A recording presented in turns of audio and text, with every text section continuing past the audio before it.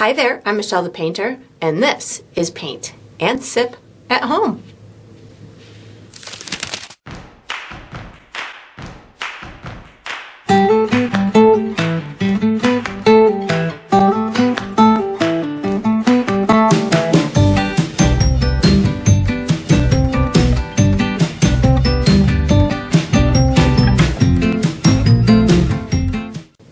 Alright, so today I'm going to be painting Easter Bunny Best Friend, and I'm sipping on some peach tea. And if you enjoy this process, I do hope that you like and subscribe to my channel, and that you also check out my Patreon page where you're going to find additional painting perks. So let's get painting and let's get sipping.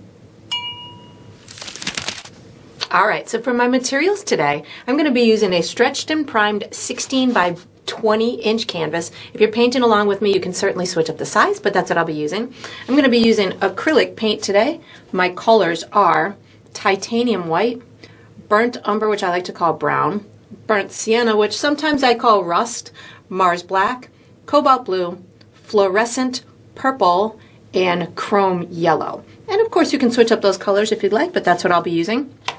For my tools today, I have a white piece of chalk that I'll be using for some drawing, and then I have 3 brushes from my personal brush line, which is Michelle the Painter brushes. I have a 3/4 inch wide flat bristle brush. I have a number 6 round synthetic brush, and I have a number 2 round synthetic brush, and I'll refer to these as small, medium, and large as we go through the painting process. And of course you can switch those up as well if you'd like to. If you're painting along with me, you're probably going to want to have a cup of water for washing your brushes, as well as, gotta go get it, it fell on the floor, a paper towel for drying your brushes. And down below this video, in the video description, I will be providing you with a few additional resources that can help you throughout your painting process. One of them is a link where you could purchase the same exact paint kit that I'm using, from the same size and the type of the canvas to the same type of paints and brushes and all the good stuff in between. So that's there.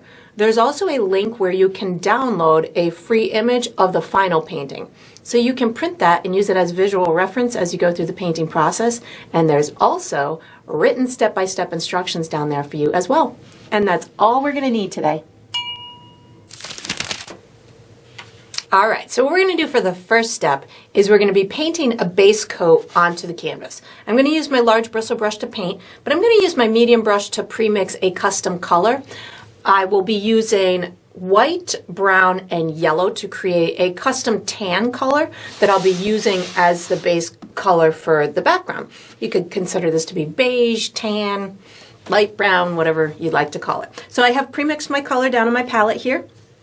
This is the color that I'm aiming for. How I got to that was a lot of white and a lot of brown, which is going to make a tan type of a color.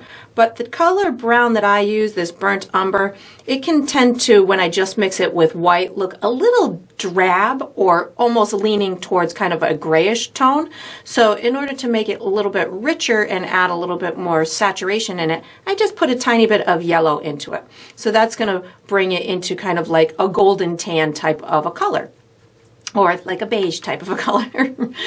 Something darker than white is what I'm going for. That's looking pretty good to me. So I'm going to put my medium brush away, take out my large brush, and I'm going to paint the entire canvas with this custom tan color.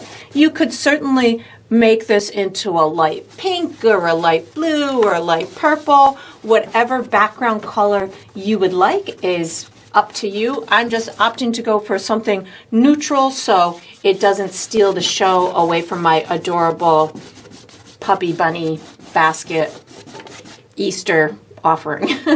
So I'm not doing any special brush stroke right now. I am understanding that I'm going to be putting another layer of paint on top of this for my second step.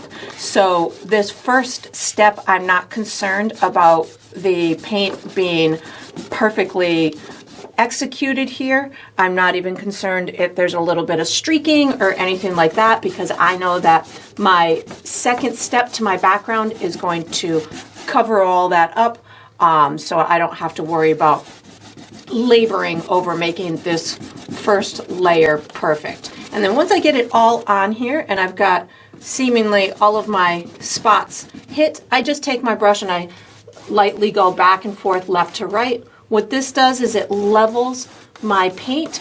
Acrylic paint is pretty self-leveling, but sometimes if you're using a thicker paint, or for me, sometimes I use a lot of paint on my brush, so there may be some thicker spots that I want to just kind of flatten out right to the canvas, and there might be some spots that I missed, so this just helps me to get a nice even flat coat.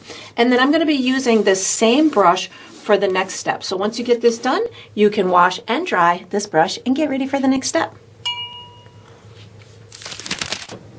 All right, so what we're going to do for the next step is we're going to finish our background.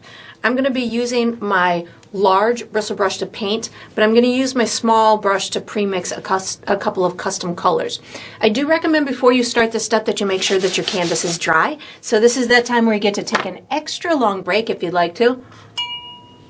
Or you can find some kind of fun fanning method to get it dry, or you can do as I did and just whip out a blow dryer and get it dry that way.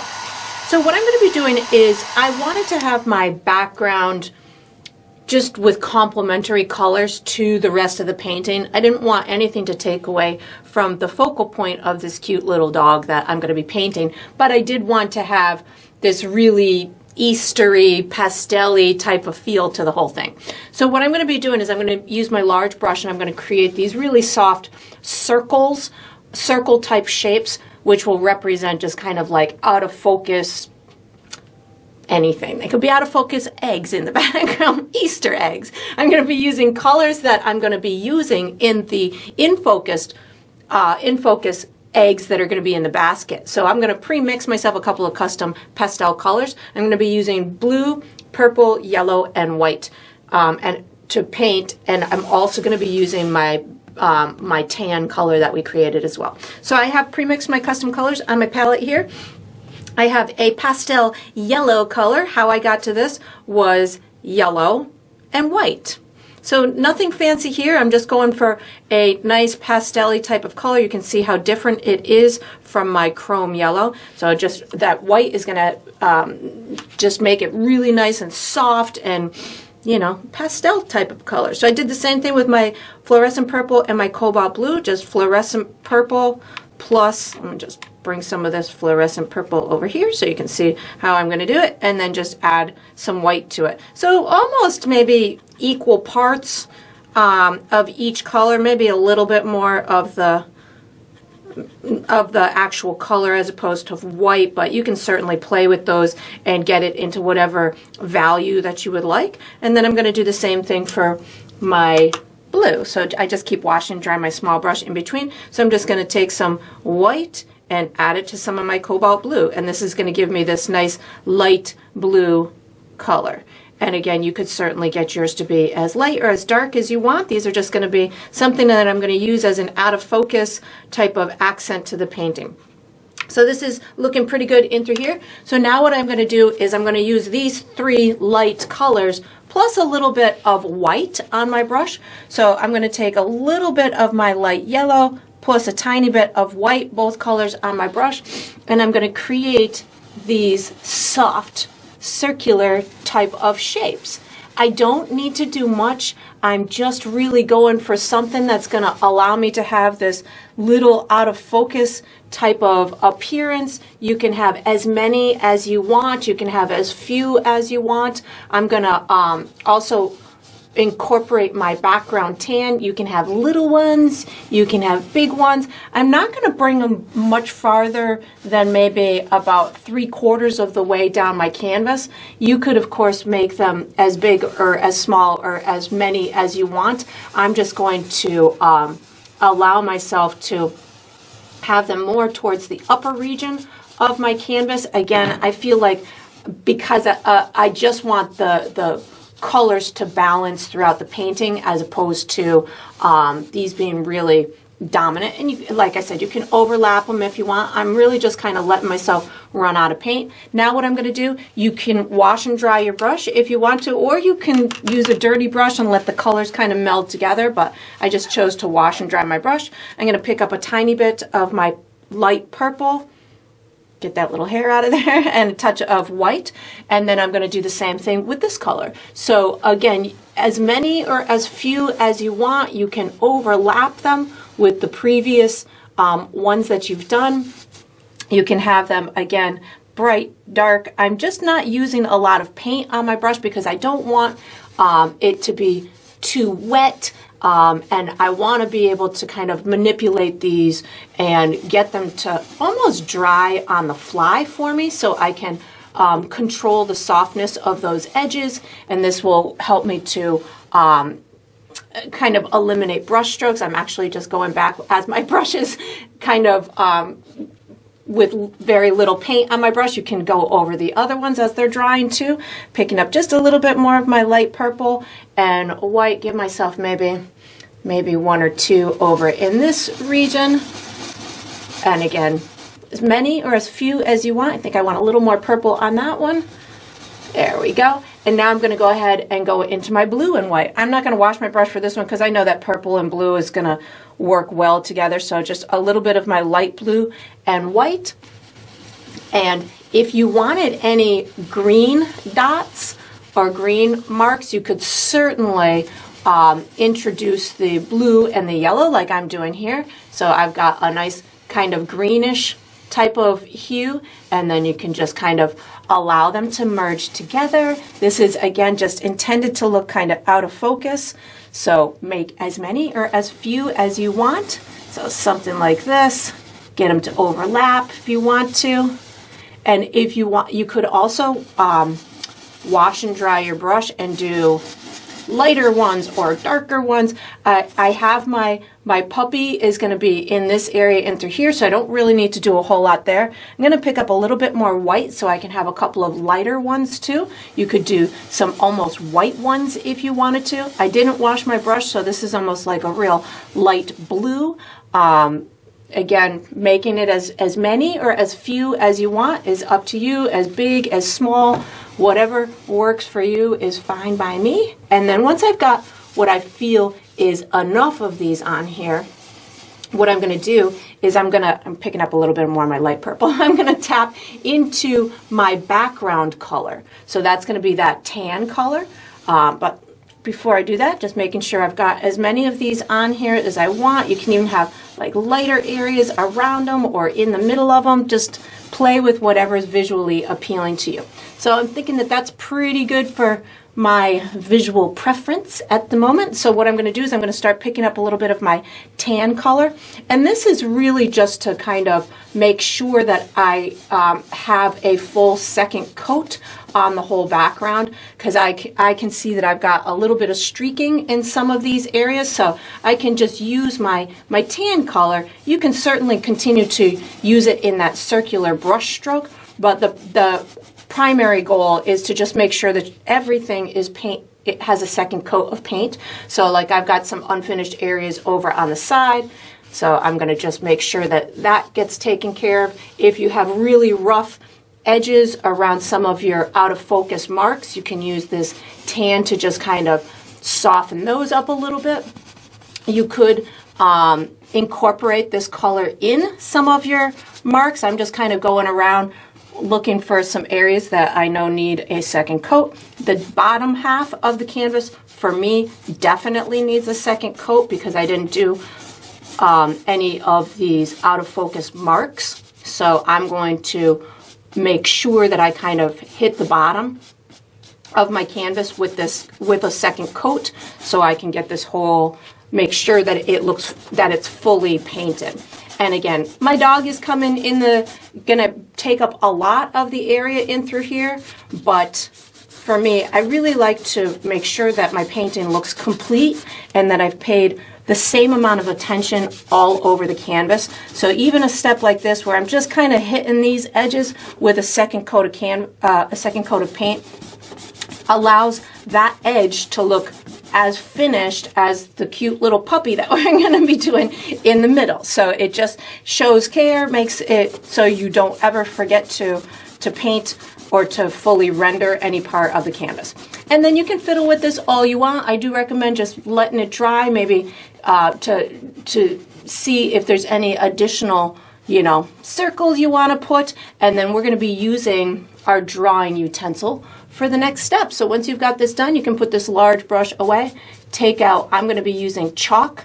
You can take out whatever you'd like for your drawing utensil and get ready for the next step. All right, so what we're going to do for the next step is we're going to be drawing an outline for our dog and the basket. I'm going to be using my piece of chalk. You could certainly use any drawing utensil that is comfortable to you. I like to use the chalk because it's easy to erase if I need to, and I think you guys can see it pretty well too. So what I'm going to do is I'm going to guide you through a series of markers and basic shapes, and by the time we're done, we'll have something that we'll be able to utilize during the coloring in process of painting. I'm not going for any fine-tuned detail, just some really basic shapes that will help us in the painting process. So what I'm going to do is I'm going to first start with a really big circle in dead center in my canvas, in the middle of the canvas. So I'm going to find myself the center of the canvas, top to bottom, left to right. So for me, that's right about in through here. And then what I'm going to do is from this point, I'm going to make myself markers about 3.5 inches away. So my first circle that I'm going to make is about 7 inches wide by 7 inches tall. So or if this is the center of your canvas, if you come over to the right about 1/4 of the way, I'm a little bit shy of that. So if you don't have a ruler or you're working on a different, on a smaller canvas or something, it is again from the center. If this is if this is halfway and this is 1/4, I'm a little bit shy of the 1/4. And then if you want, you can take your brush or any kind of straight thing to use as a measuring tool, and you could say, okay, I went about this far away from the center here, hold it with your finger, and then you could make as many markers at that same distance away from this initial marker. That's going to give you your 3.5 inches away from here, and then all you need to do is make as many markers as you want, and then you can connect them into a circle. I usually do maybe 4 markers, top, bottom, left, right, but you could certainly make as many as you want. This is just one of those tips or tricks that helps you to make a circle when you don't have something like to use as a template, or you don't have any other kind of tool that will aid you. This is something that you can just do on the fly to make yourself a circle. So that's going to start us off. Now what I'm going to do is I'm going to make the bottom portion of my dog face. This is going to represent the majority of the head. I'm going to make my bottom portion. So I'm going to find myself about halfway over on my circle here, and about here. I'm going to come almost halfway between the two of these. So right about in through here. Might be a little bit closer to here than it is to here, but somewhere in through there. And then on the right hand side, I'm going to come, I would say, somewhere in this vicinity. I'm going to connect these with a big kind of loop. This is going to be for the muzzle part of my dog.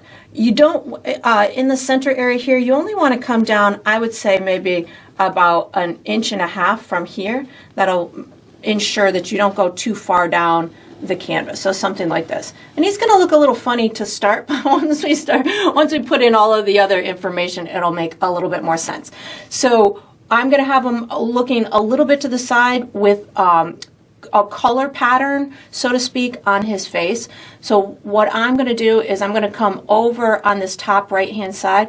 I would say somewhere in this vicinity, like this. I'm going to bring this is going to be in the muzzle area. I'm going to have a big eye here and here, but I'm going to have like a white marking on the top of his head and the front. So I'm going to bring this down to, I would say, about here.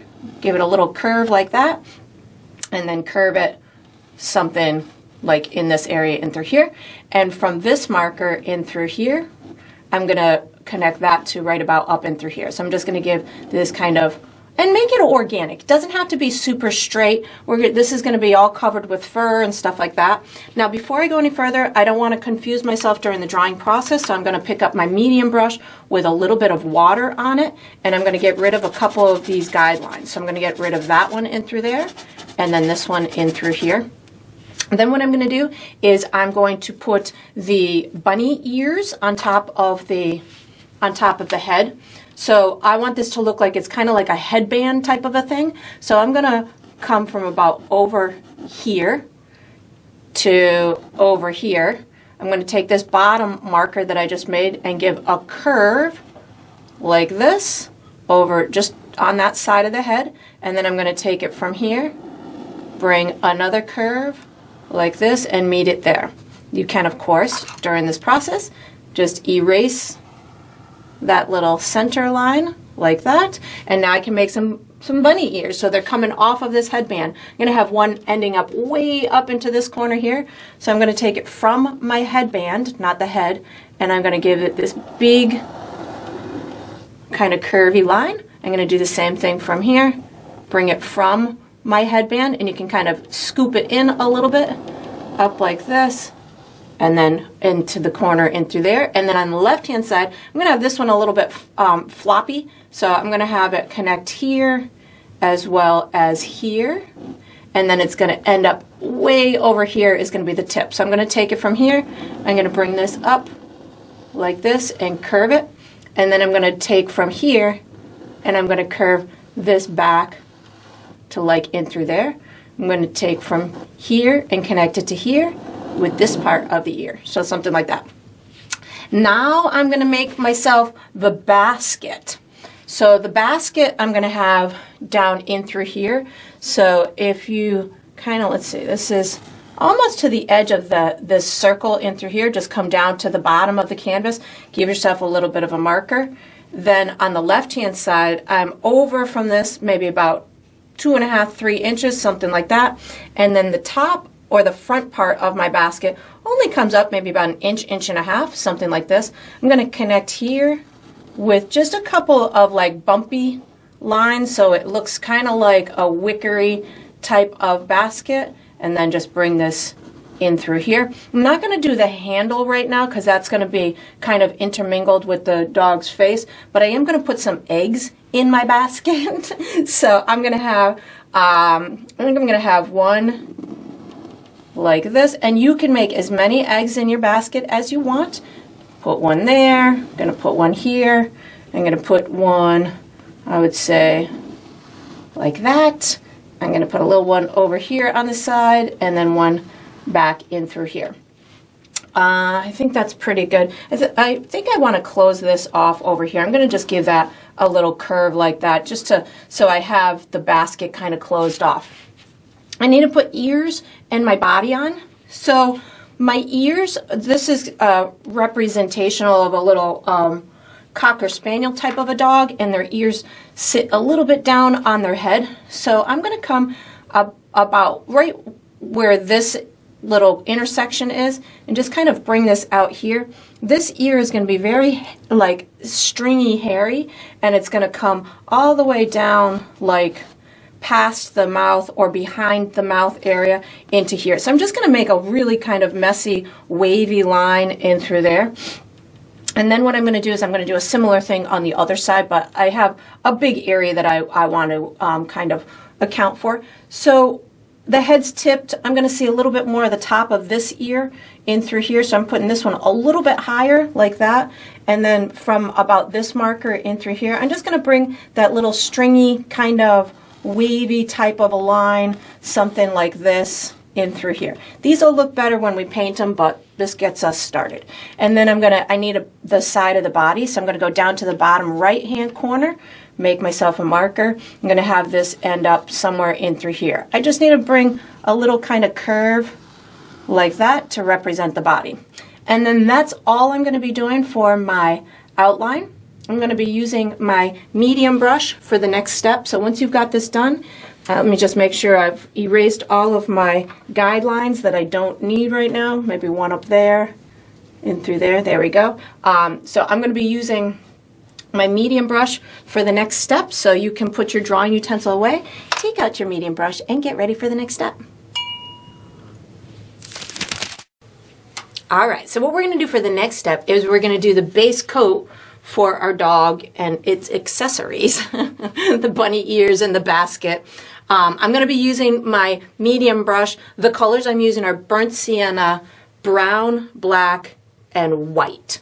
And what I'm going to do is I'm going to be creating a custom gray that will be the base coat for the bunny ears, the white patch on the face, as well as part of the body.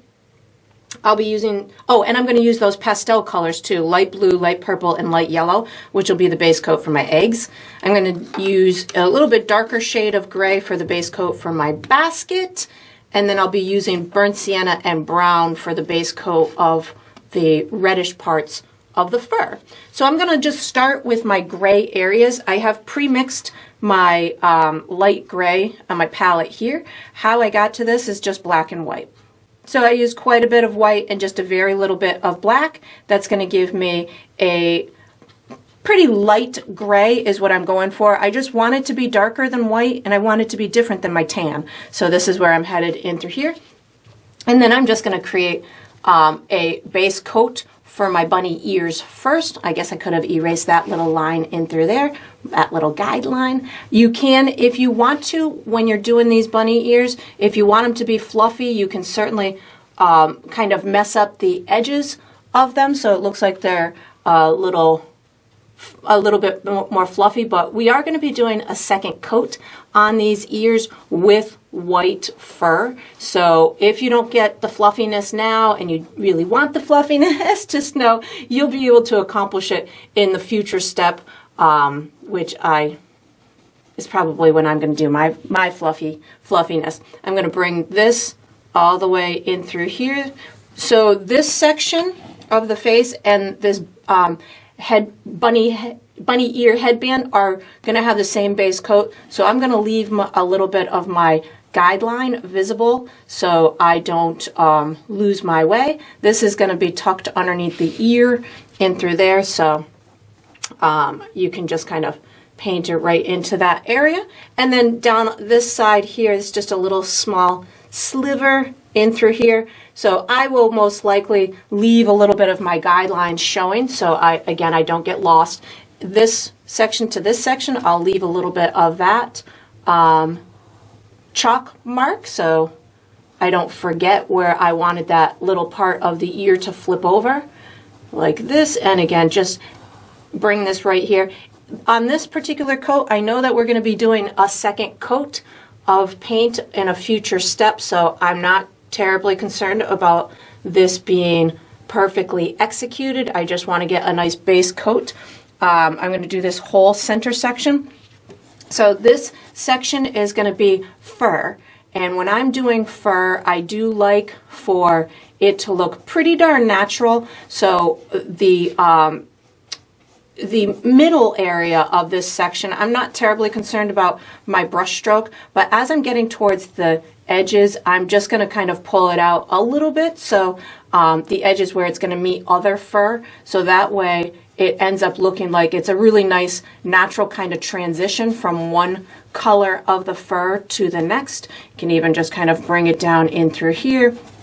This part, I'm just going to kind of ruffle up those edges just a little bit, and that is one of my just standard techniques that I use when I'm doing fur, so that way everything looks like it kind of blends together. We're going to have a cute little mouth down in through here, which we will separate out from the rest of the face, but right now just kind of getting that base coat of gray on there. Let's see, where else do I need gray? I do want to put gray down in through here, but I want it to be a little bit darker of a version, so I'm going to take just a tiny bit of black and make this gray just a little bit darker, so I have a different color base coat underneath my for the foundation of my basket. So this is looking pretty good here, so we'll call this one my dark gray. I'm going to go ahead and paint in this section in through here. This is going to resemble kind of like a little bit of a wicker type of basket of sorts. So I was kind of wanting to get a good texture to the to this basket. So putting this base gray tone on there was a way that was helping me to get it to look pretty realistic. I'm going to put this along this back as well. This is just the little section. We're going to have some Easter grass, some egg grass in there in a little bit. That's looking pretty good. I'm now going to wash and dry my brush, and I'm going to put the fur on. I'm going to put it a little bit darker underneath the chin. So I'm going to wash and dry my brush. The rest of the fur, I should say. I'm going to wash and dry my brush. I'm going to start with a little bit of brown paint, and I'm going to pull this up underneath the ear like this. This is, I just want this fur underneath here to look a little bit darker than what we're putting everywhere else. So this is the time where I am utilizing just a darker version. So just brown paint right now. I'm bringing it right to my eggs. Again, I'm not terribly concerned about the brush stroke. I just want something a little bit darker underneath here. I'm going to have my ear hanging here in a minute, so I'm just going to bring this right about to here, and then over on the right hand side, just get this a little bit more colored in. It's looking pretty good. Over on this right hand side, I'm just going to pull this down a little bit further underneath this ear, around my eggs, and again, not really doing too special of a brush stroke. As I come down in this region in through here, I'm going to start picking up my light gray on my dirty brush. So dirty brush, so I have brown and light gray on it right now.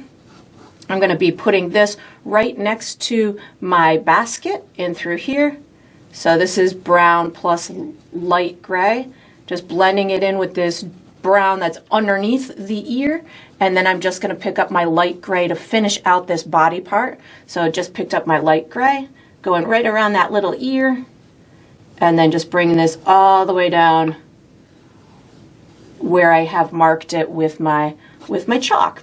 And then I will do the rest of the fur on the face and the ears. I'm going to be using burnt sienna.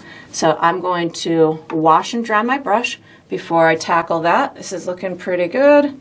That looks like it transitions well. So now I'm going to wash and dry my brush, and I'm going to use burnt sienna, and I think I might put a little bit of brown over here first. I'll do this left ear first with a little bit of burnt sienna and brown on my brush to get this kind of darker right in through here where it's going to meet the face. So this is burnt sienna and brown, just to get a little bit of darkness in through here, and then I'm just going to pick up burnt sienna to give myself my base coat of my ears. So this is where I'm going to start to use a directional brush stroke to pull out these little fluffy pieces of the ear. You're not going to get it perfect on this go around simply because the paint is going to be a little transparent. We still have all of this area to work around the face, but this is going to get us started with the direction that we want these little ears and hair to go in. And I'm just kind of flicking it out, just letting it kind of blend in. It's going to go behind the little basket in through here, so I don't really have to worry about much there.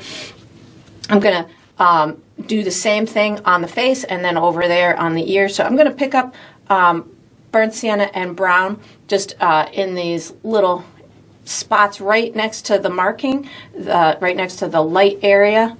So something like this. And I'm going to curve it around the face as if the fur is traveling around the head. So I'm going to take this and just kind of curve it like that. This whole area is going to be where we do the eye. So I don't really need to do much in through there, but I definitely want to make sure that I have a base coat for my fur. So just picked up burnt sienna, getting this in through here. I am going to just kind of paint this whole area. Even though the eye is going to go here, I definitely just want to make sure that I have full coverage, so I don't want to miss anything. So I just keep reloading my brush with burnt sienna, and I'll just kind of rub this in through here. There we go. So I've got my fur going in the correct direction. I'm going to just pick up more burnt sienna, do the same thing over on this side. So this eye is going to go somewhere in this vicinity. And again, just moving that brush in the direction that the fur is going. This is going to go underneath my little headband. I just picked up a little bit of brown paint just to get on my dirty brush, of course. to get this to intermingle and maybe have a little shadow under there, and then just pulling this fur into that gray section so it just overlaps a little bit. Again, that's going to help give it a little bit of dimension. I just picked up a little bit more brown on my brush, and then I'm just going to get this whole hair or fur area around the eye. And again, just kind of doing it in the direction that I feel the fur would lay. It probably this is a little confusing area on the side of the face, something like this, but we've got the whole side of the face to help us out here. That looks pretty good. And then again, I'll just take my brush and I'm bringing this fur into that little gray section, and then just wipe my brush off and kind of just rub in where that eye is going to go. Again, just so I make sure I have some kind of foundation around it. Again, we'll be painting lots of other stuff, but this just gets us started. I have this little tiny spot above my bunny ear band that I think I'm going to just put a little tiny bit of paint. I have brown and burnt sienna on my brush, just so that'll have good contrast against the back. I'm going to put some right in through here. Again, that's just the remnants. I'm just picking up a little bit more burnt sienna right now.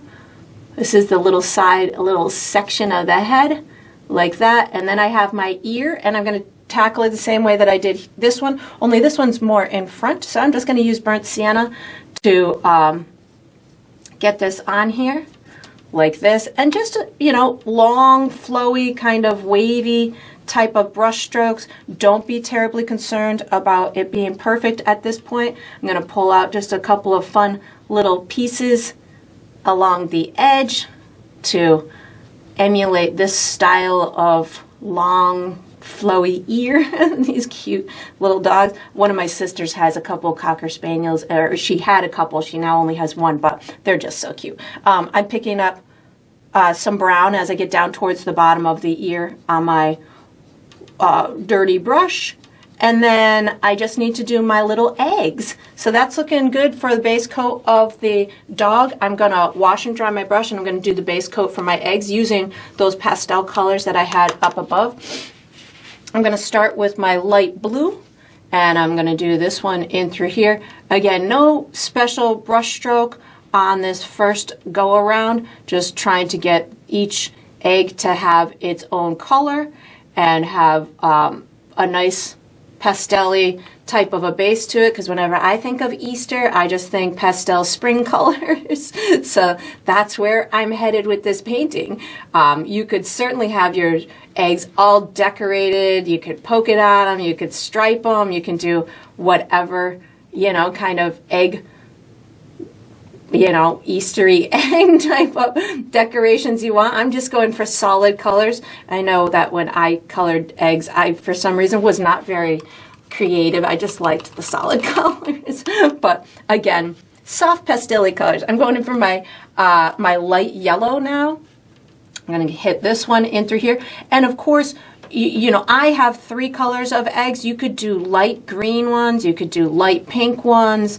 You could polka dot them. You could make them into any type of color that you want. You know, maybe you want yours to be just traditional eggs. So you could make them, you know, light tan or you know, kind of a grayish color or a light peachy color, and that'll give them more of a realistic look. Like maybe this puppy or this dog wants to have colored eggs, but they start out the regular colors. So, you know, painting is all about, not all about, but a lot of my painting joy comes from using my imagination. So as you're creating yours, you get to use your imagination too. And if you want your puppy, or I keep calling this as a puppy, I don't think it is a puppy. These dogs just look like puppies as adults. They're just super cute with the big sweet eyes. But you could, you know, maybe he's wanting to help in the decorating process and they're not decorated yet. You get to use your own imagination. I'm going in for some light purple now. I washed and dried my brush, and I'm picking up some light purple. And you could paint these eggs in any order that you want, but I don't know if you noticed the order I did. Mine was kind of I started with the back egg. This blue one was not in back, but my thought process as I paint things is I try and work from the back forward. It makes my building process easier. I don't always have the opportunity to do that, but when I do, I try to work in that kind of order just so I can, you know, clean up edges as I'm putting something on top of another thing, but knowing also that I have another step to go on these, I'm not terribly concerned about them being perfect yet. And then we are going to be using our small brush for the next step. So once you get this done, you can put this medium brush away, take out your small brush, and get ready for the next step. All right, so what we're going to do for the next step is we're going to paint the facial features. So these will be the eyes, the nose, and the mouth. I'm going to be using my number 2 round brush, my small brush. The colors I'm using are black, white, burnt sienna, blue, and maybe a little brown too. How I'm going to do this is I'm going to do a base coat on each of the features. So I'll be doing a base coat for the eyes, putting them in place, the nose and the mouth, and then we'll come back and do some details because one part will be drying while we're doing the other part, and we'll just kind of rotate and get them done. So I'm going to be doing an outline for my eyes and coloring in the pupil first. I'm going to be using my small brush with a little bit of watered down black paint. So what I do is I just take my black paint and put a drop or two of water in it, and that's going to get it kind of like a nice ink consistency, and it gives me the ability to make slender lines.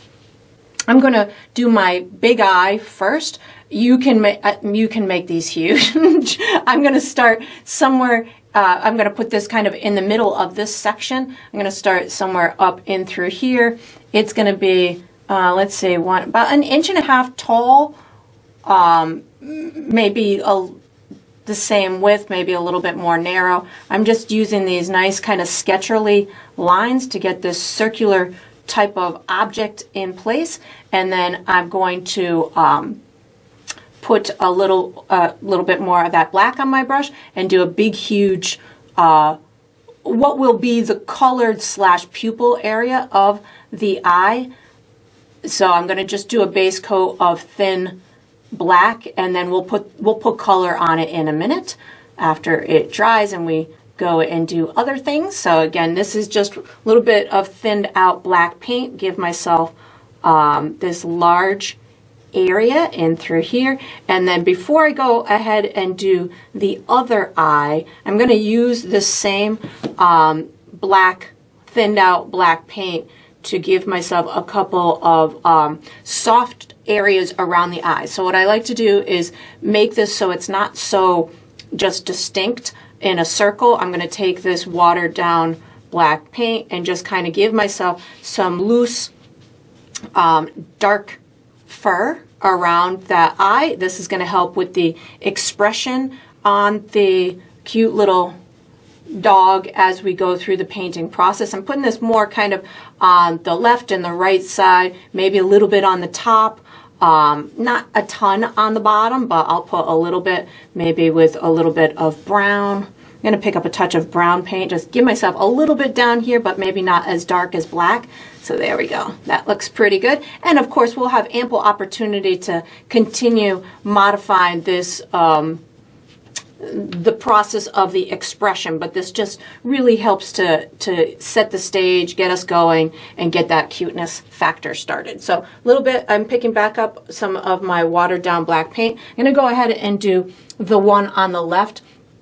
The only trick with this one is it's going to be more narrow from left to right. It's going to be more of an oval type of a shape, but you still want it to be kind of as tall as this one. So whatever you did here, and it could be like tall and maybe up a little bit perhaps, but I'm just going to kind of go straight across over in this vicinity and give myself this big, long, oval type of shape. You could kind of come from here too, go straight across and just kind of make sure that you bring it down at the same distance. We're seeing this eye at more of an angle, so that's where that comes into play. I'm going to go ahead and give myself the dark portion, something like this. So it almost comes down a little bit further than halfway on the right eye, so I'm just making sure that I do the same distance on the left eye. Well, it's his, I'm saying from my point of view, the left eye.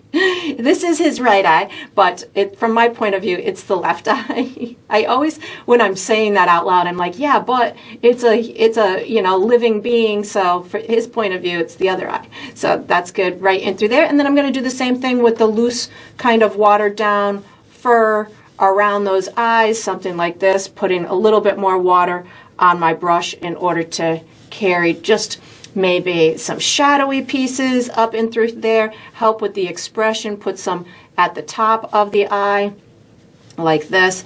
And again, just really watered down paint, allowing for this darkness to occur, which will again kind of speak to the cute little puppy dogness. I have this little thing over here, so I'm gonna emulate that over on this side, and then just these loose pieces will get me going over there. That looks pretty good. Maybe a little bit of brown on my brush.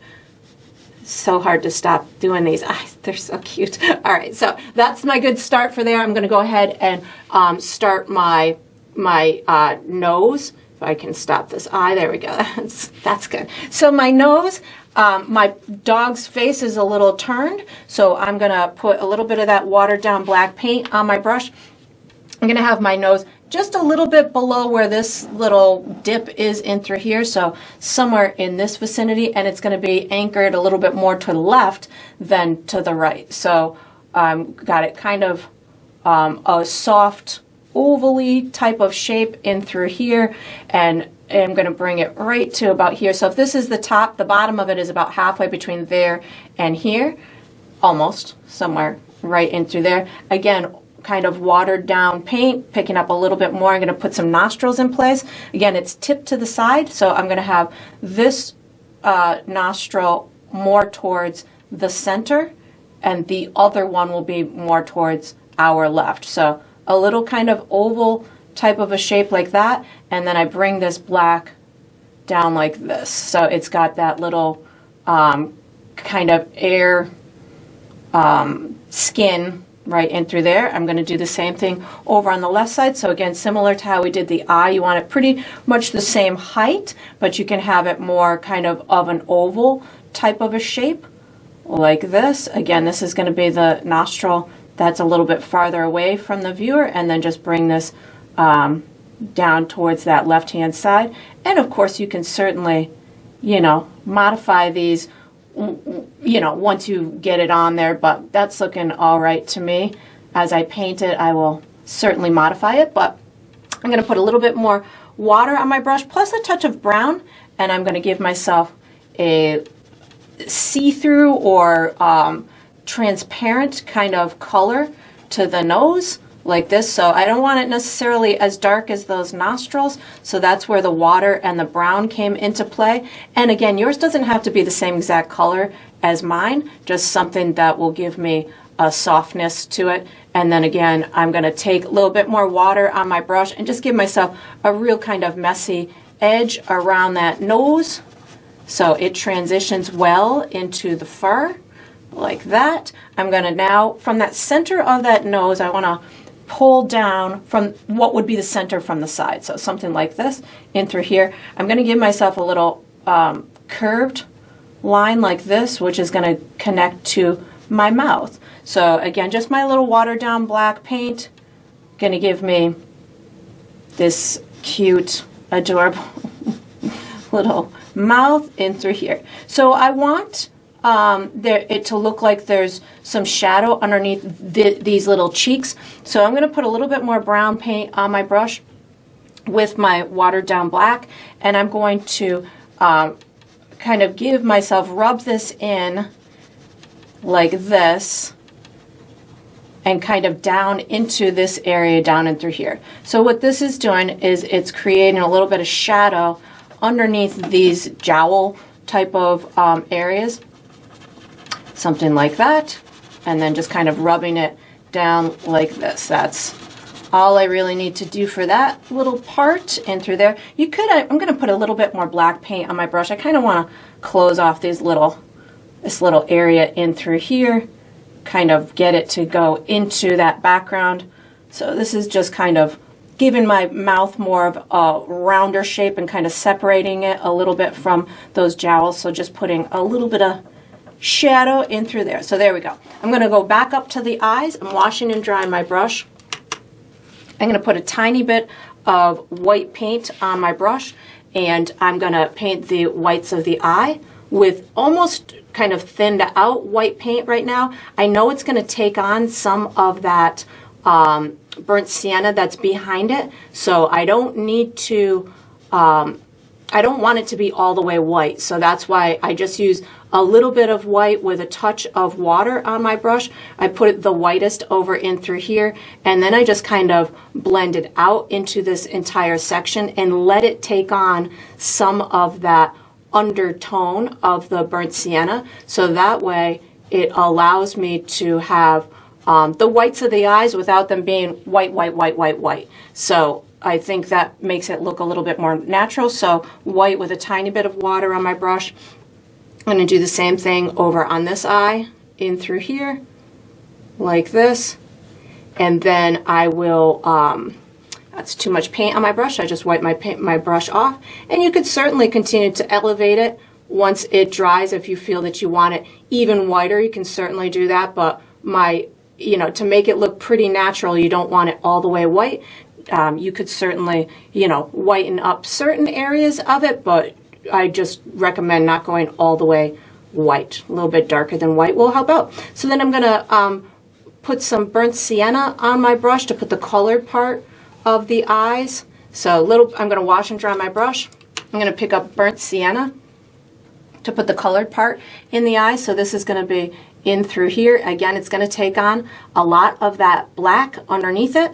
So I'm going to leave a little black edge to separate the colored part from the white of the eye, and I'm leaving the pupil black. So if your pupil is not as black as you want, now's the opportunity. Just wipe your brush off, pick up a little bit more black. So that, because I know that I used a thinned out black paint, so my pupil needed to be a little bit blacker. And then you can certainly amp up any of the side stuff. Just use kind of thin black because you're going to be coloring over it in a second here. And just getting it to be the way that I want. Wash and dry my brush. I'm going to go do the same thing to the other eye. I'm going to put some burnt sienna on my brush to put the colored part. So think of this as kind of like a U type of a shape. On this left eye, it would kind of disappear towards the left. So you don't need to bring that all the way around. Again, we're seeing this cute dog from the side, so that looks pretty good. I'm going to pick up a little bit of black paint just to make sure my pupil is as dark as I want it to be. And then while this is kind of sitting for a minute, we'll finish that nose, and then we'll come back and put a beautiful twinkle in these eyes. So that's looking pretty good, like that. And of course I'm going to pick up just a little bit more black just to make sure this in through here speaks as cute as I want it to. Just making sure.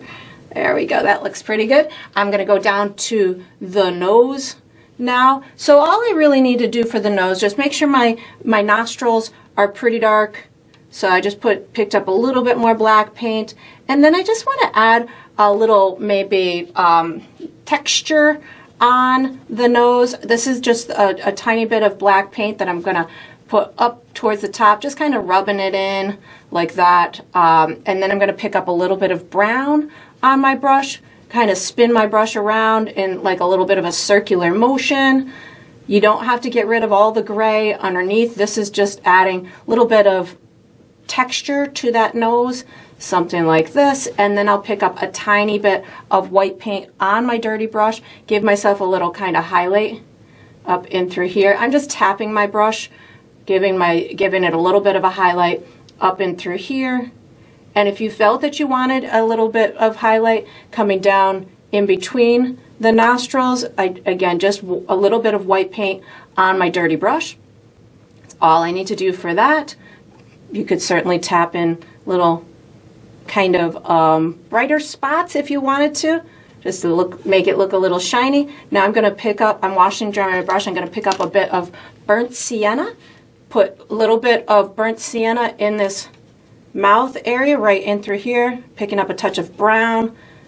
This is just going to give me my colored part of my fur right underneath here. And then a little bit of white paint is going to cap it off at the bottom, this little beard type of area. So we could certainly have done this little bit of fur later, but we don't really have much to do underneath there, so I figured now would be a great time to just kind of tackle that. That looks super cute. I'm going to go up and finish the eyes. So I'm going to wash and dry my brush. I'm going to put a little bit of my light blue. Well, I'm going to pick up light blue. You could go cobalt blue and white, whatever works for you.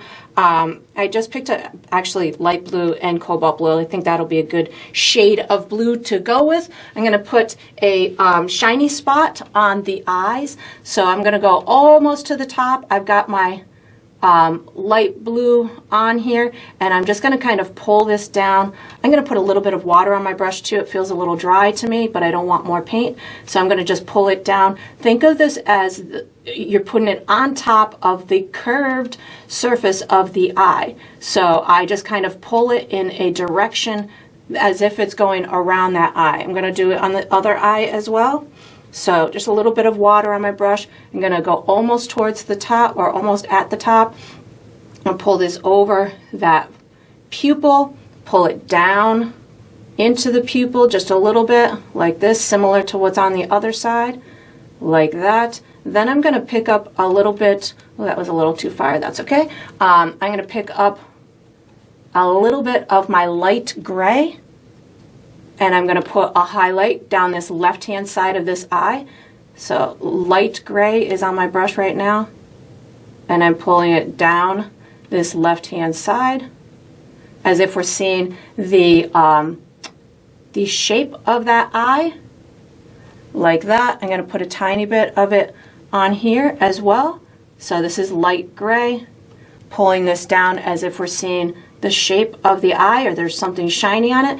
Wipe my brush off, pick up white, give myself a couple of twinkle dots, 1, 2, 3, and then 1, 2, 3.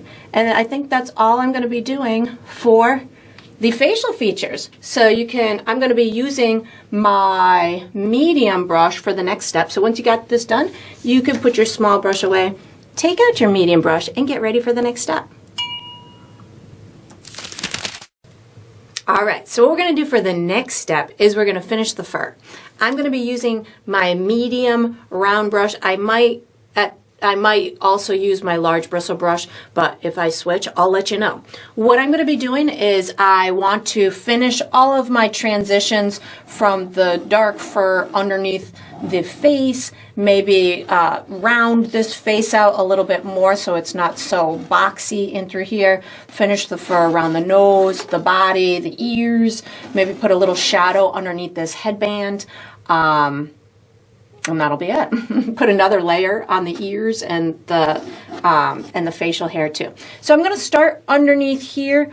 All I'm going to really do, the colors I'm going to use are black, brown, burnt sienna, and white. And if I use any other colors, I'll let you know. So I'm going to start right underneath here with a touch of black paint on my brush.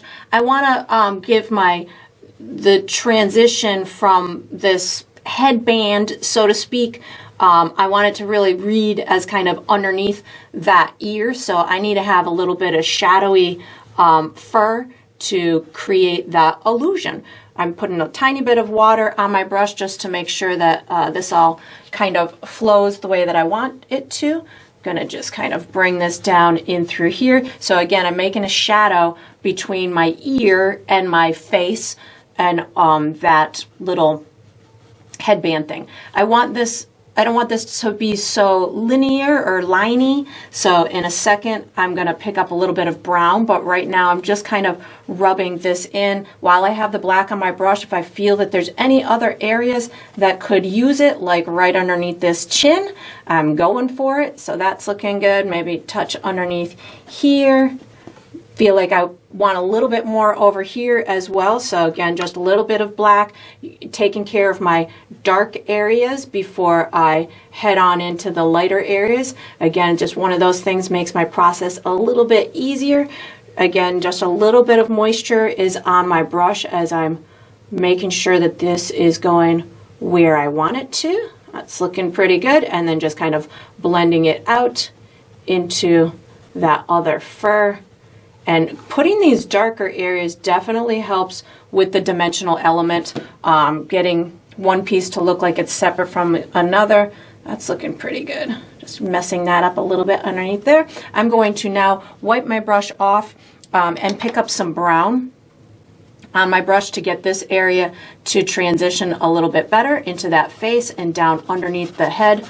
So a little bit of brown, and now I'm just kind of rubbing it in, and then right in this area in through here, I just want to get this to kind of meld into that facial fur. So something like that. So it's, again, not such a stark line. That looks pretty good. I think I'm going to put a little bit of brown underneath the headband in through here. So again, just giving the illusion that there's a little shadow of sorts underneath there. I'm going to blend it right out. I think I'm going to pick up a tiny bit of black paint just to get a real good shadow underneath here. That looks good. And then where else do I need darkness? I think that's about the only places I need additional darkness. So I just washed and dried my brush. I feel like I just need a little bit more brown.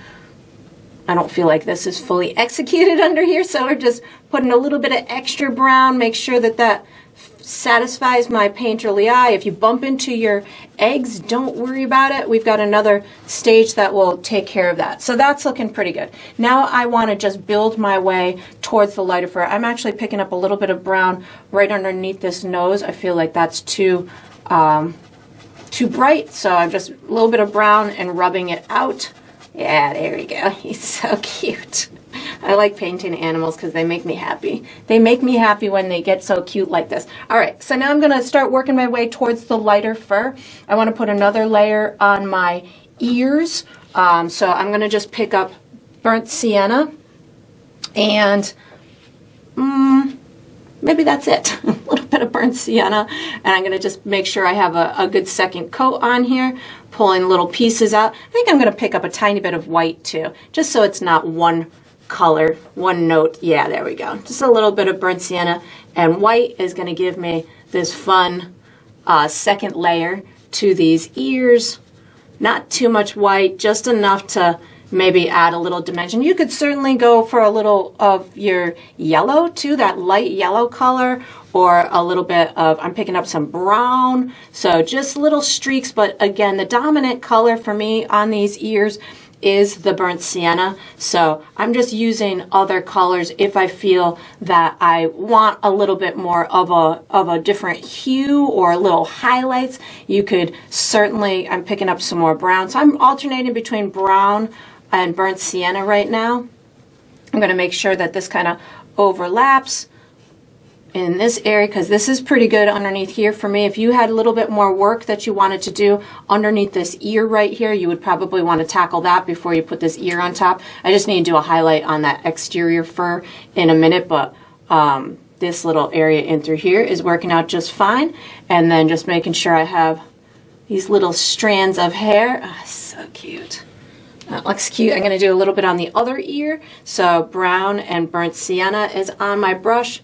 Just kind of making sure that I've got a second coat and that it fulfills, satisfies my painterly eye. I don't need to do much because that burnt sienna really just kind of captures a great tonal shift, maybe a tiny bit of white, just to give me just a couple little pops of highlight over on this side, but nothing much. So now I'm going to move into the face.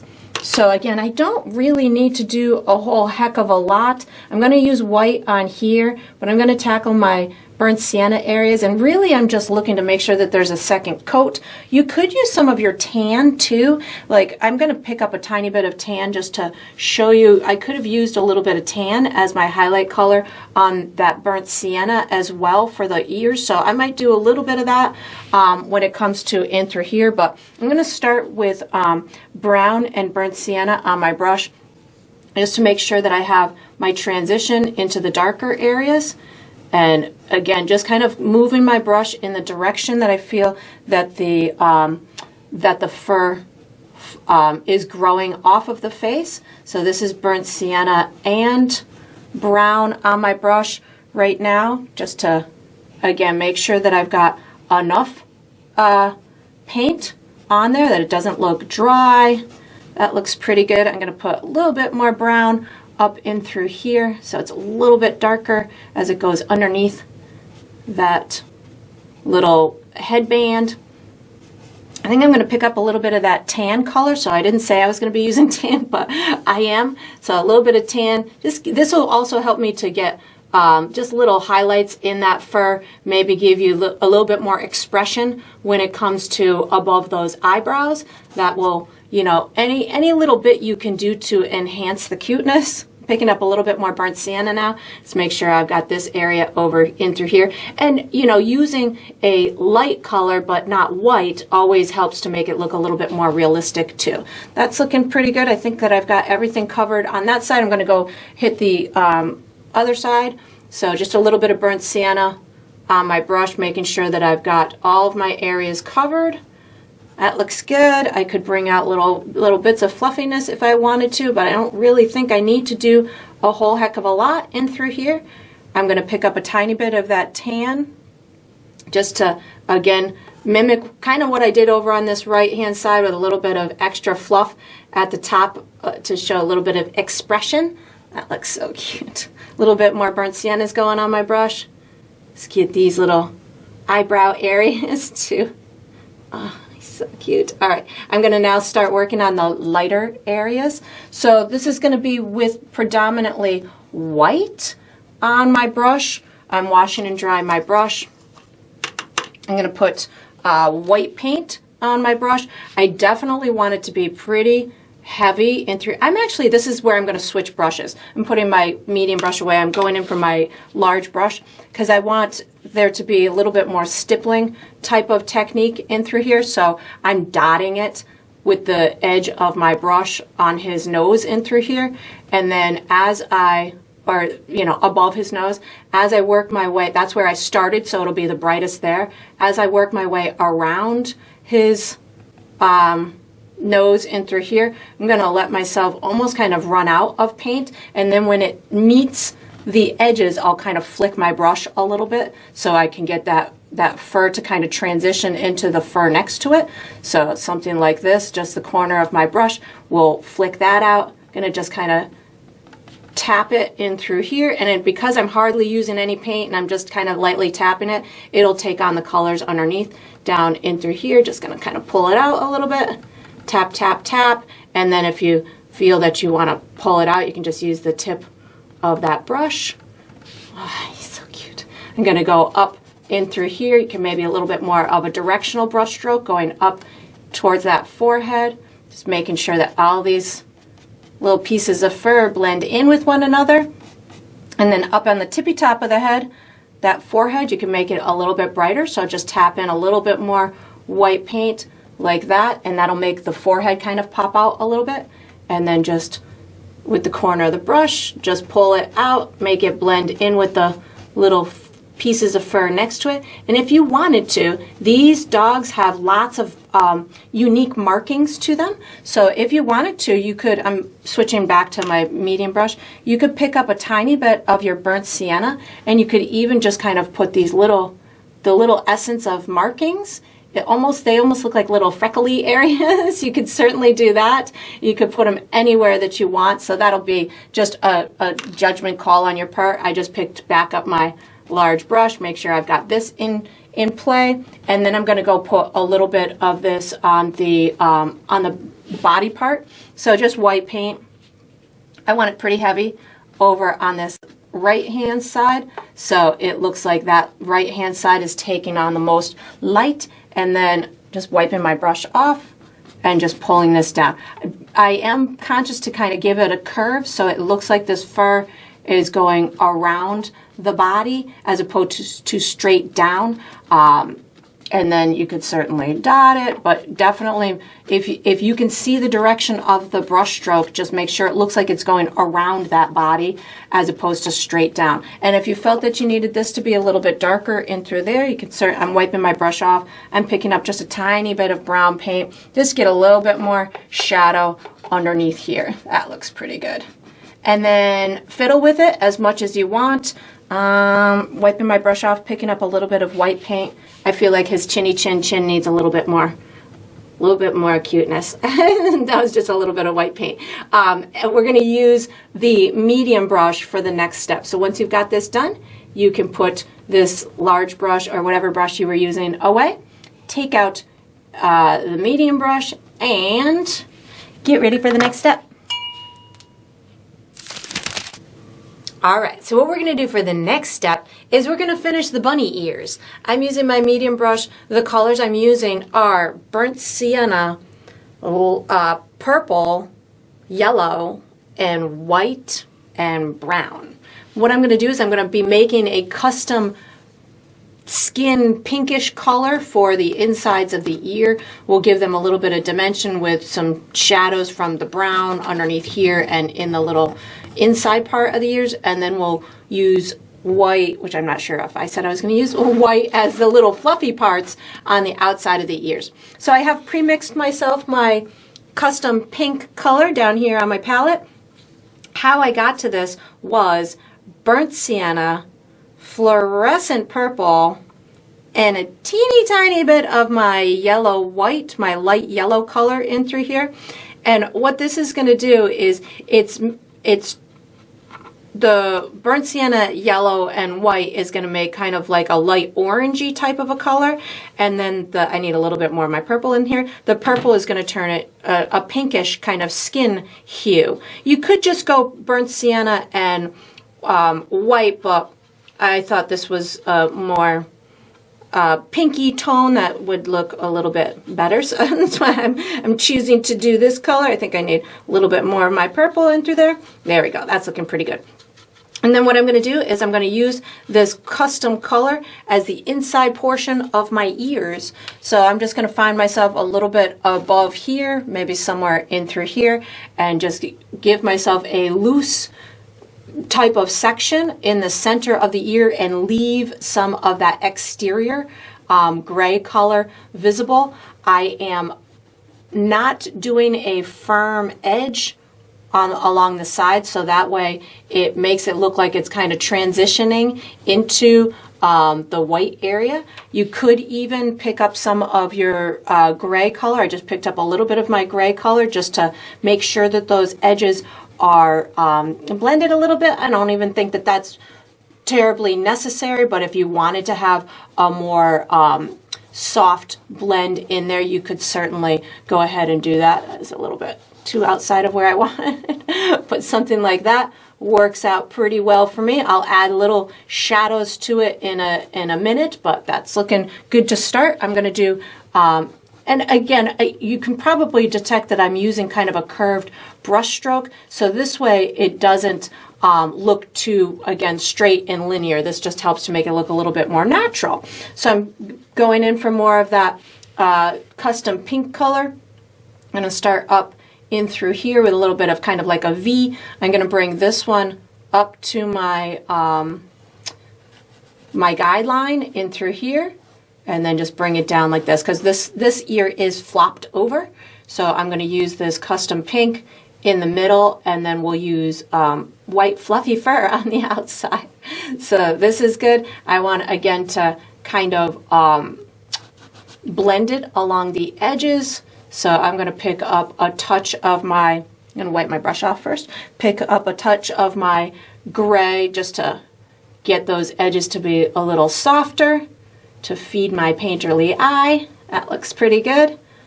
And just kind of overlapping those two sections, or that gray with the pink. So now I'm going to wash and dry my brush, and I'm going to put a little bit of brown paint on my brush. So wash and dry my brush, pick up a little bit of brown paint. I want to put kind of a shadowy area in this interior part, as if it's a real ear, as if it's a real bunny ear.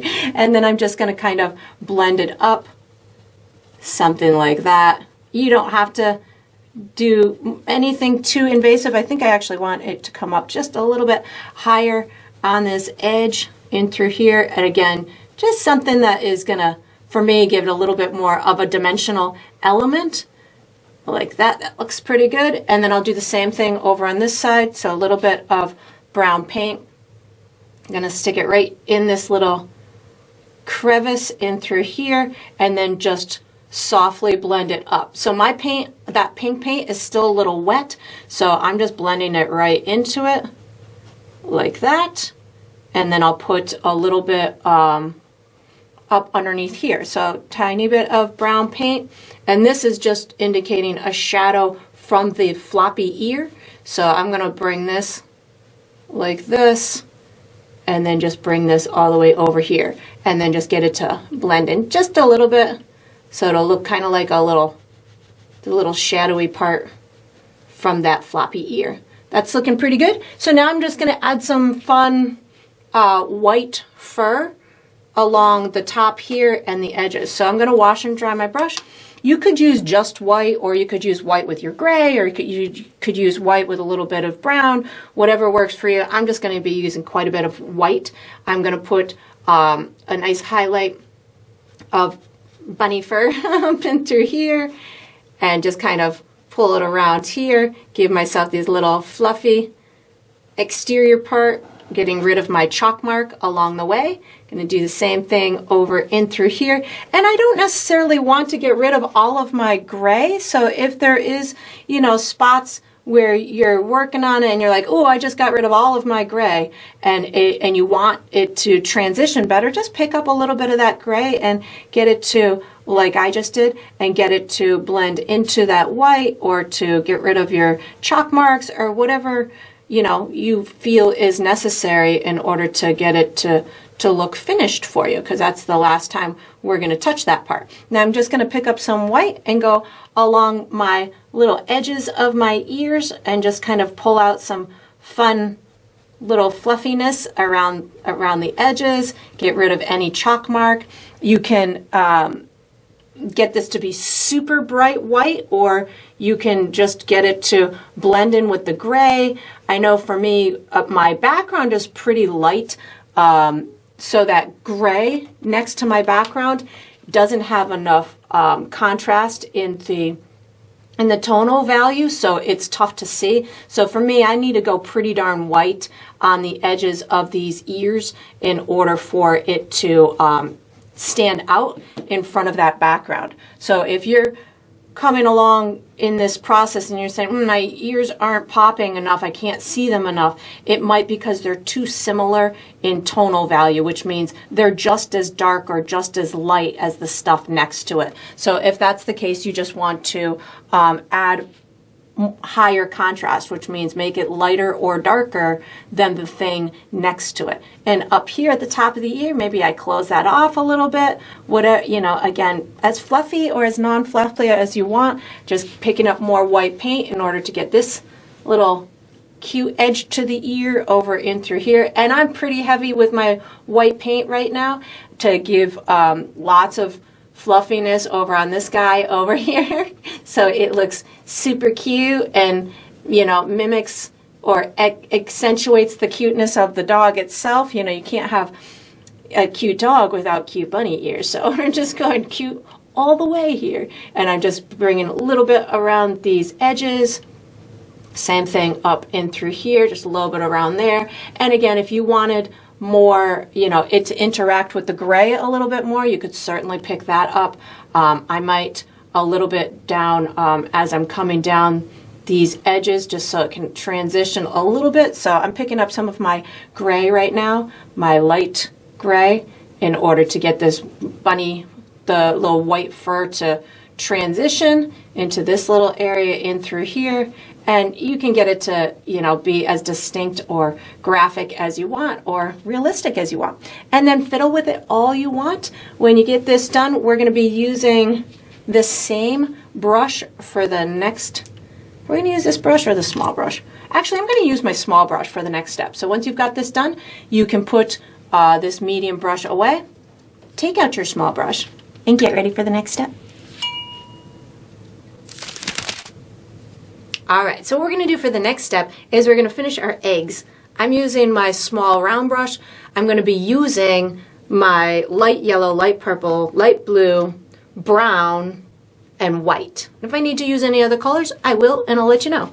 So what I'm going to do is I'm going to be putting shadows at the bottom of the eggs and highlights on the top of the eggs, as well as a second coat of that particular egg color. I really am just kind of looking to give them a little bit of dimension, so I'm going to do it this way. So I'm going to start with a little bit of brown paint on my brush. I'm going to be putting the shadows on the eggs. So I'm going to start at the bottom of an egg. So I'll do this one first so you can see how I'm going to do it.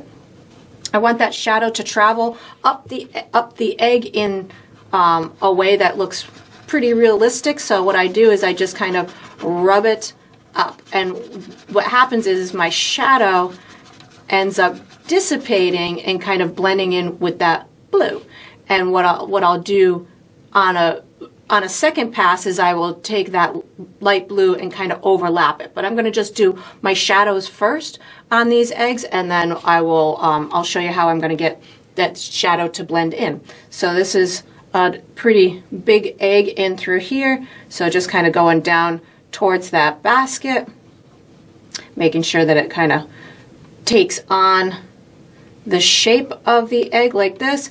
And then I like to use the side of my brush. You could use any other type of brush or a method that works better for you, but that method works pretty well for me, so that's what I do. I've got more brown on my brush right now. This one I've got a pretty big shadow in through here.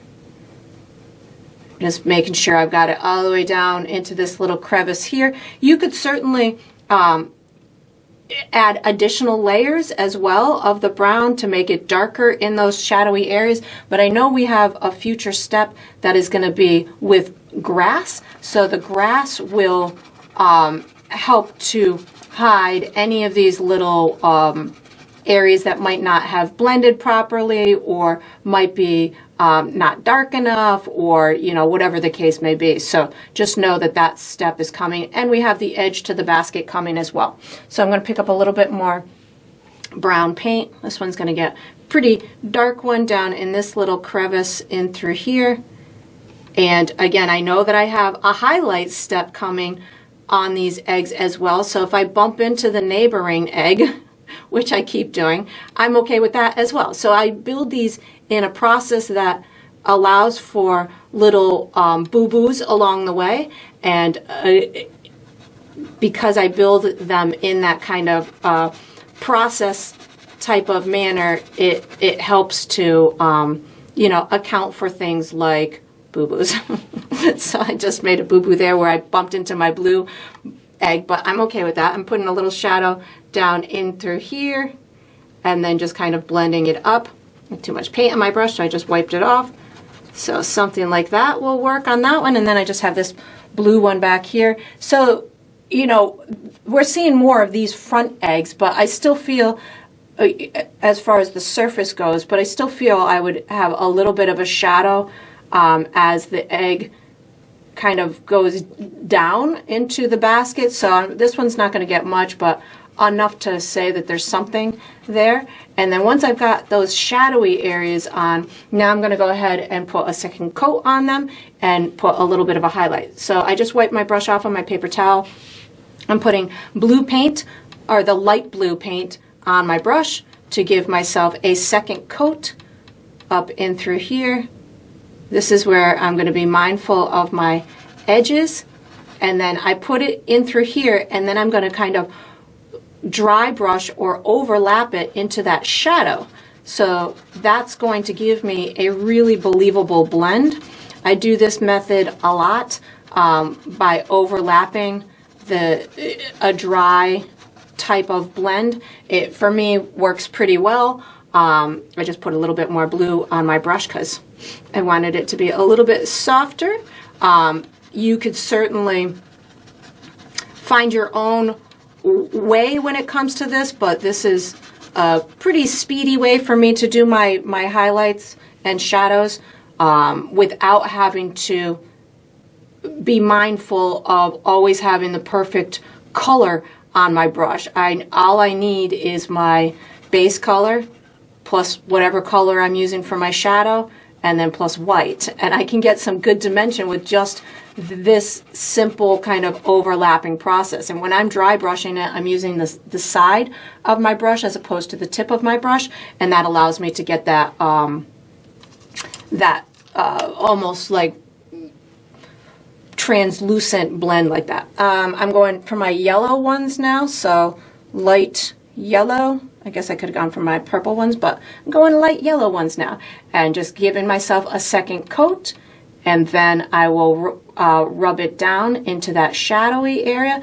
And again, I don't have much right now. I have probably more paint than I need on my brush and on my canvas, so I just had to be mindful of that, because when I go to blend it over that shadow, I don't want to have a ton of paint on my brush, because that will just color over the whole shadow, and it won't.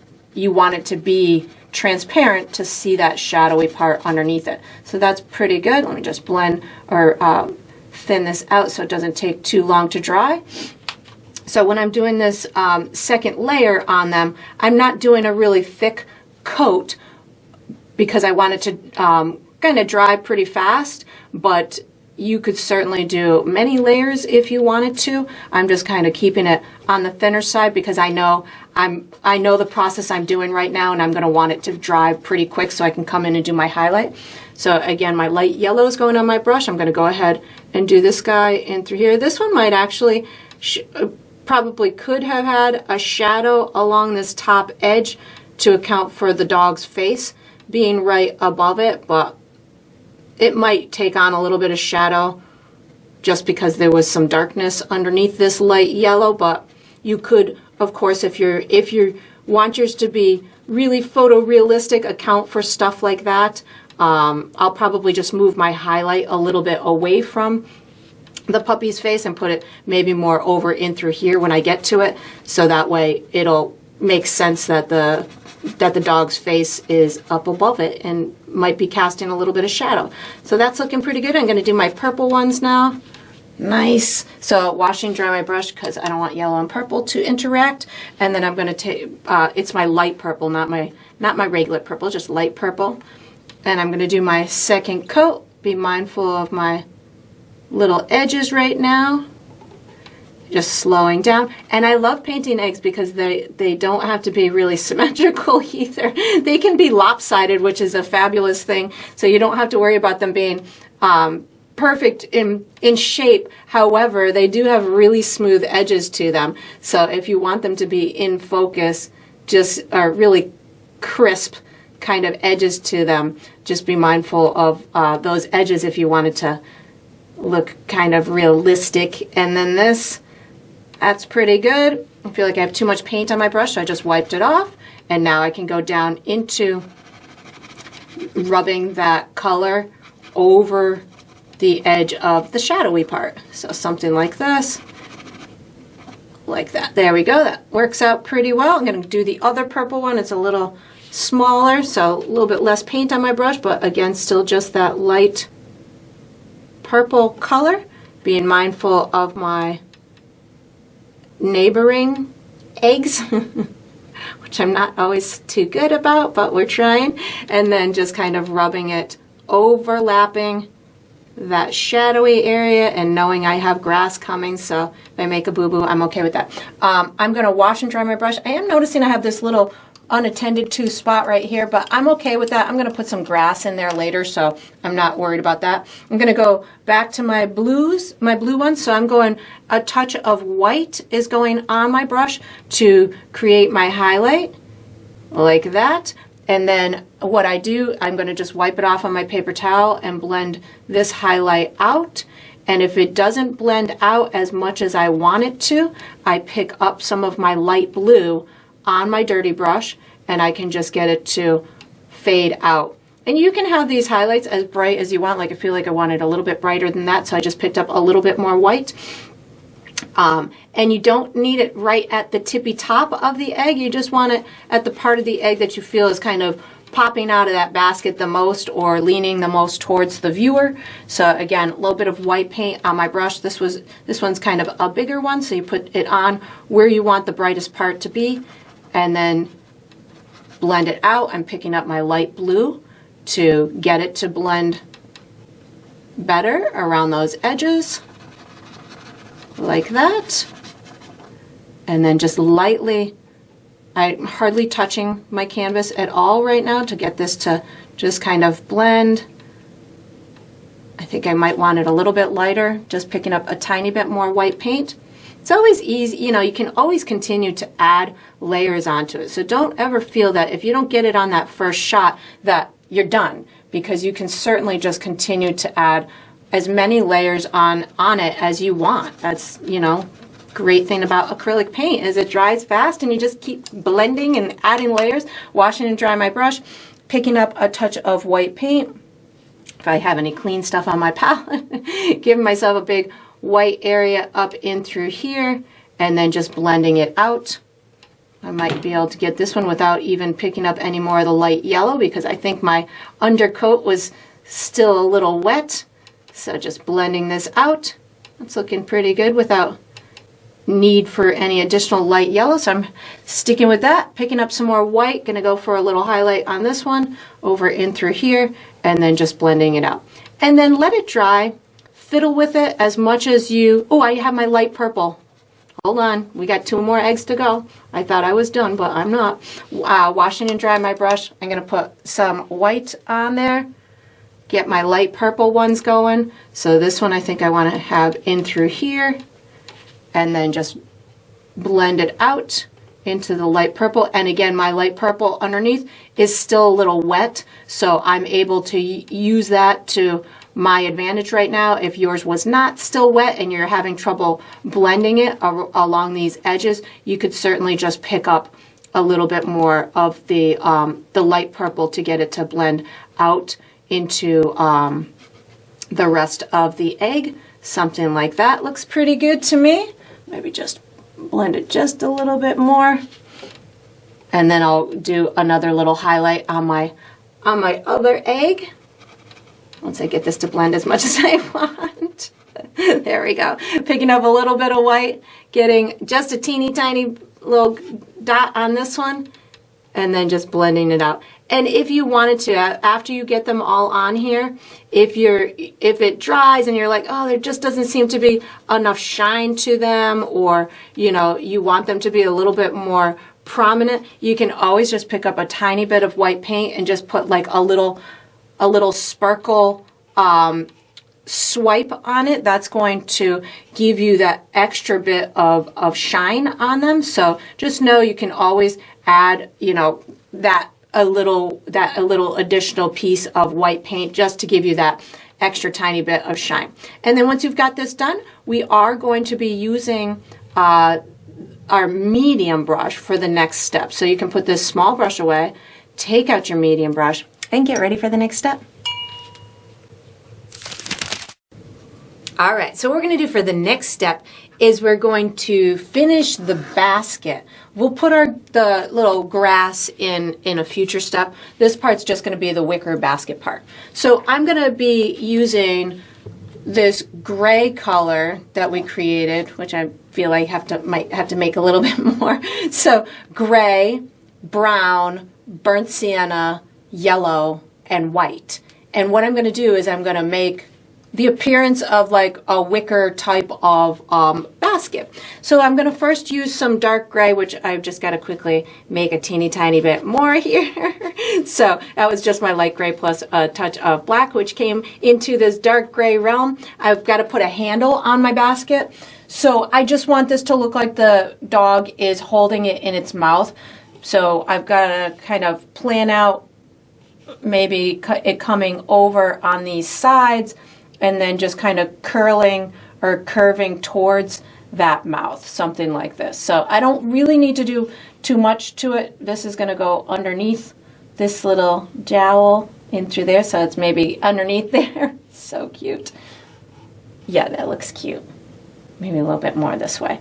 And if you paint over part of your eggs, don't worry about it. That's totally fine.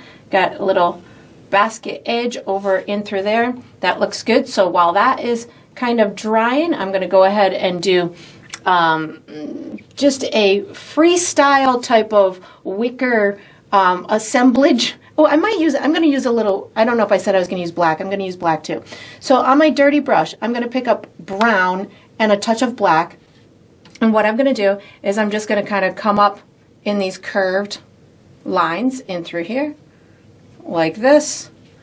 I'm also going to go around this back edge, something like this.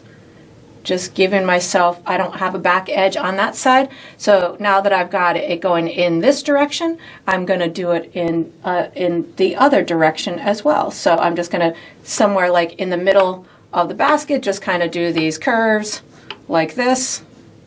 You don't have to do anything fancy. This is just kind of a carefree way to make something that looks a little bit like a basket. I'm going to now pick up a little bit of burnt sienna and do more curves in a different direction and just overlap them. So every time I go to do this, do a specific curve of sorts, I'm just trying to do it in a little bit of a systematic way to go across. Like I did this one here like this, and then when I did the burnt sienna ones, I did it pretty much in a systematic way. I just picked up a little bit more burnt sienna, and now I'm just going to kind of go back and forth this way. It doesn't, again, I'm not doing it 100% systematic, but just something that is going to give me that little bit of extra texture to it. I'm going to now pick up brown and light yellow on my dirty brush. So I said I was going to use yellow, but I'm using my light yellow on my dirty brush. So I have burnt sienna brown and light yellow on my brush, on my dirty brush. And I'm going to do some top edges here. So burnt sienna, light yellow, brown, all just kind of giving me this top edge, something like that. Burnt sienna, brown, and light yellow. While I've got this combination on my brush, because I'm digging it, I'm going to just do these little kind of curves up on this handle part, something like this. Again, nothing fancy. I'm going to pick up more burnt sienna right now on my dirty brush to give myself, I feel like I need more substance down at the bottom. So just more systematic kind of curves, something like this. I'm going to now pick up brown plus a little bit of white, and you can see I'm not over blending. So what's happening is I'm just creating some type of woven type of look. Brown plus white, something like that. I'm going to give myself some curves over here, some curves over here. I'm trying to not make it look too much like everything else. So I think I'm going to pick up burnt sienna and my light yellow just to give myself, again, another little dimension to the wovenness in through here. And you can see I just keep overlapping these little woven marks. So it's allowing me, I'm picking up white plus brown on my dirty brush right now. It's allowing me to make it look pretty cool and like it's got some kind of real structure to it. And you can add as many as you want. I'm going to now kind of come up in through here just to give myself a second little mark on the handle. And then that's, to me, is looking pretty good. I'm going to, I think I'm going to add, that's looking pretty good. I'm going to add a little bit of, I wipe my brush off. I'm picking up a little bit of white so I can, I think I feel like, no, just white. I picked up a little bit of white. I'm going to do some little highlights up on the top here just so we can see the edge. Just little white, something like that. Think of it almost like being braided. So I just picked up a little bit more white on my dirty brush. So this is going to give me some additional marks in through here.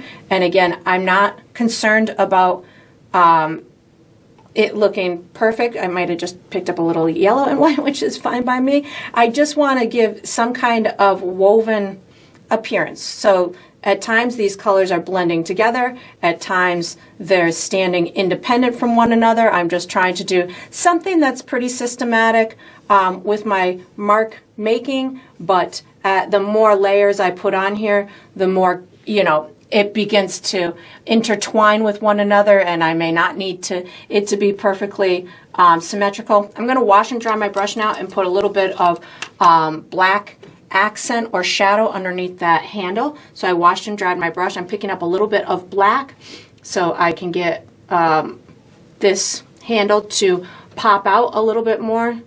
So this is just black, and I'm just doing these little curves down the underside of that handle. Oh, I just picked up some light blue by accident. Hold on. Wash and dry my brush, picking up black and going on this underside in through here. Maybe even just putting a little shadow in through there. And you can see how it's going to immediately pop out in front of whatever it is sitting next to. And I'm thinking that that's pretty good. You could certainly, I'm washing and drying my brush, you could certainly add more to it or take away from it, but I'm digging mine, so I'm going to move on to my next step, which is going to be with this same brush. So once you've got your basket done, you know, I do recommend letting it dry, seeing if there's any little adjustments that you want. Like I just picked up a little bit more brown because I can't see my basket enough on top of the fur over here, so I just picked up a little bit more brown. And then just wash and dry this brush in preparation for the next step. All right, so what we're going to do for the next step is we're going to finish the grass inside the basket. I'm using my medium brush. The colors I'm using are black, yellow, and white. And we'll be making a custom green color in a minute. But what I'm first going to, and brown. What I'm first going to do is I'm going to put my first layer of grass and fill in any little shadowy areas. I'm going to be using brown with a touch of black on my brush.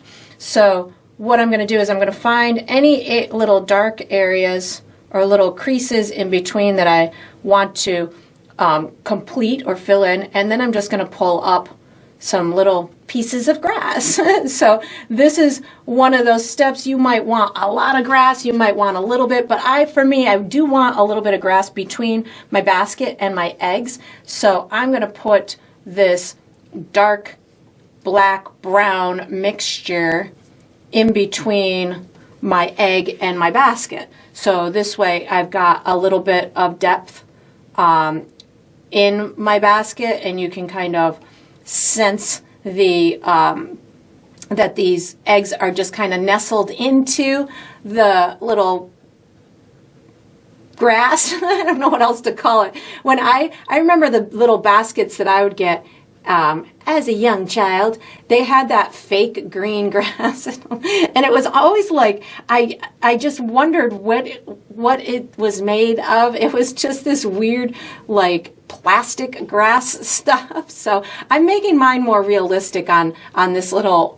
basket, but I definitely want some kind of, I still want those eggs to feel like they're kind of nestled in there. I am going to pull a couple pieces out to make them look a little bit longer and like they've got a little bit more substance to them. I want this whole back area, oops, I just went into my egg a little bit, this whole back area to have some grass like this. And then, of course, I'm just kind of pulling up these little pieces. You can have this grass in front or behind this little handle, whatever you want for the dimensional element. If you want it to really look dimensional, you can have some on both sides, have some in the front and in the back. I'm going to put some over on this right-hand side as well. So just kind of riding along the top edge of the basket, and then just pulling these up wherever I want, you know, and they can be at whatever length. I do like to have, when I'm doing little grassy stuff like this, I like for it to look kind of carefree, so I pull them up in different directions. You can even put some in between, like back in through here.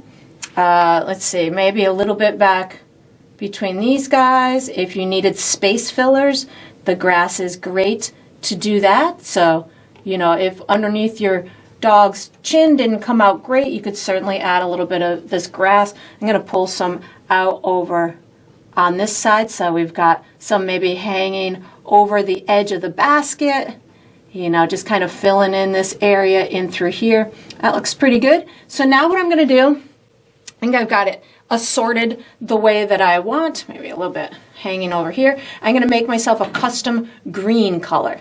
So I am going to wash and dry my brush, and the yellow that I have has a lot of kind of leans towards green.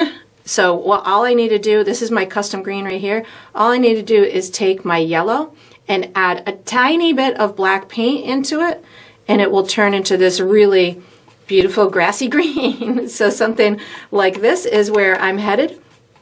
You could have it any shade you want, but you could use regular green too if you wanted to.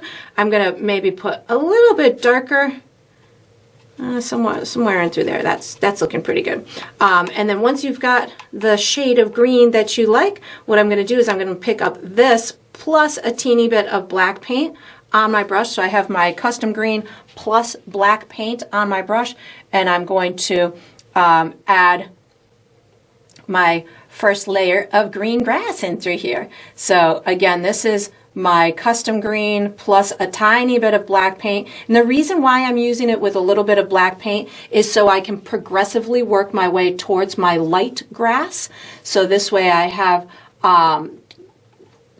different shades of green as I work my way towards the lightness. And you don't have to put it on every single piece of black grass that you did. This is just intended to be intermingled with it, to give you just some diversity in it, something like that. And I'm just kind of pulling my brush up and flicking it out where I want these longer pieces to be. Again, this is something that can help separate your dog from the basket itself. That's looking pretty good. So now I'm going to pick up my green plus a teeny tiny bit of white, or you could use green plus your light yellow. If once you start using the green and the white, if it's too white or too light for you, you can certainly just pick up your light yellow plus the green, and that's going to give you a beautiful bright, that's going to be a big piece of grass, bright shade of grass. And you could also use your small brush. So as you're going through this process, if this brush becomes a little bit too big or cumbersome for you, you could certainly switch and use the smaller brush. That'll give you littler individual pieces of grass. I just wiped my brush off on my paper towel because my brush was getting a little overloaded. Maybe a little bit more white too. Get myself a couple of brighter pieces in through here, and then you just fiddle with it. You can put more grass, less grass, whatever is visually appealing to you.